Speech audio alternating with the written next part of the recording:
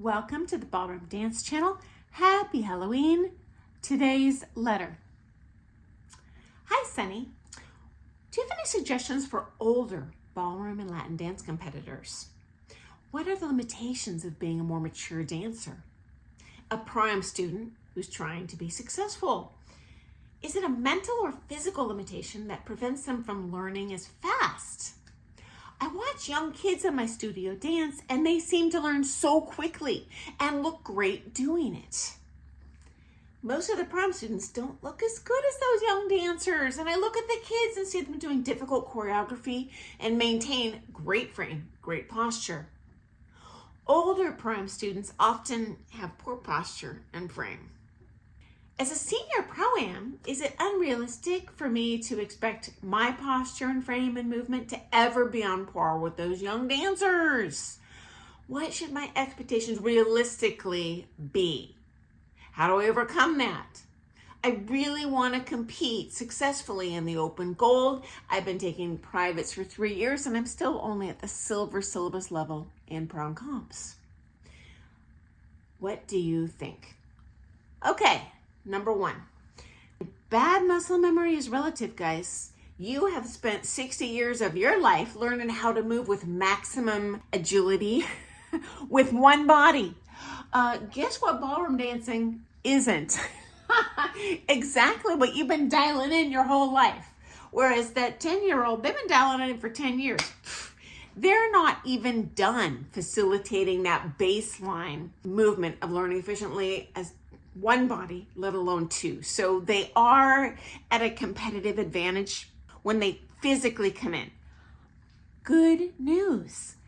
Why on earth do you think we have different age divisions in competition? Because we want to compare apples and apples. It is not fair if you put a 16-year-old athletically up against an 80-year-old. That being said, number 2, there are some things that the younger dancers tend to bring to the table that you as an adult might not naturally bring, but you can change and learn faster. Here goes. Taught a ton of kids over the years, taught a ton of more mature dancers over the years. My most senior student was in his 90s. Great dancer, but children are used to getting instruction from a teacher, towing the line. If I tell a kid, hey, you need to repeat this 1,000 times, you need to do it this way, they just do it. Tell an adult the same thing. Well, I'm bored. Well, that doesn't feel good. My other teacher said this. Well, I'm uncomfortable. Why am I doing this? I don't understand. Like, they have 10,000 questions for why you might be wrong or why they should be doing something instead of just throwing it down and doing it.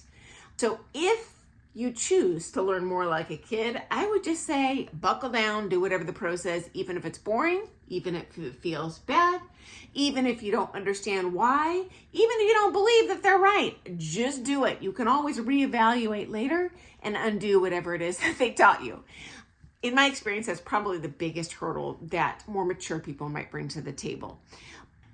Okay, next up. Absolutely. I have taught more mature dancers that come to me as beginners and become really good, respected dancers in town or successful on that comp floor in their respective age divisions. Okay. I've never had a senior dancer. I don't have them go up against a 20-year-old, but if they did, they're not going to fare as well as they will against people in the commensurate age category, meaning within, say, 15 years of age. You know, kids age in dog years. Adults, you know, there can be pretty much parity between a 30-year-old and a 45-year-old. Okay, put your seatbelt on. This will shock you. I have more success teaching people faster when they come to the table as a newcomer with no experience. The hardest student for me to teach is an experienced dancer who's taken some maybe not so good lessons and worked hard, worked their butts off to make bad muscle memory. Now, don't get me wrong. I love teaching those lessons. As a matter of fact, those are the most rewarding people for me to teach because I am beside myself with joy and pride when I do finally overcome those problems. But yeah, that definitely is a much harder nut to crack. And final thought for you. You mentioned a little bit of frustration, understandably, that, gosh, I'm only in silver and I've been doing this 3 years now. What gives? Okay. From my perspective, depending on how many privates you take, competing in silver level at year 3 sounds like you're making progress like I would expect. There are students that come in and will take, 14 privates a week. Truth be told, they're going to learn faster. They're going to grow faster than you. But I'm assuming you're kind of normal. Maybe you're coming in a few days a week, and that absolutely is reasonable. And I suggest if you do want to be successful at that open gold like you say you do, oh my gosh, for Pete's sake, continue focusing on the syllabus.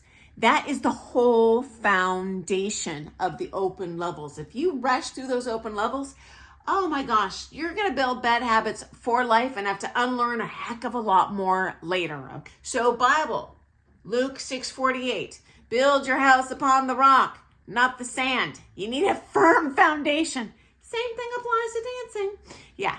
So it sounds to me like your teacher's probably doing a darn good job. And I would just say stick to it. Patience goes a long way in dance sport. Okay, guys, I look forward to seeing you first thing tomorrow morning for some more things ballroom dance. Have an awesome day. Toodles.